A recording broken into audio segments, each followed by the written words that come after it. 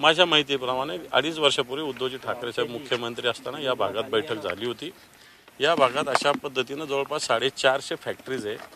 त्यातल्या 5 फॅक्टरी ज्या विषारी केमिकलच्या आहेत या इंडस्ट्रियल एरियाच्या बाहेर शिफ्ट करण्याचा आदेश झालेला आहे।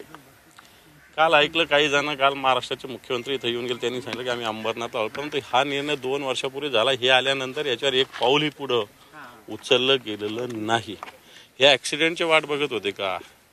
एवढ्या 7-8 जणांचा बळीची वाट आपण बघत होतो, कारण हा ॲक्सिडेंट या इंडस्ट्रियल एरियातला पहिला नाही। माझ्या माहितीप्रमाणे मागच्या 2016-17 पासून 5वा-6वा हा ॲक्सिडेंट आहे।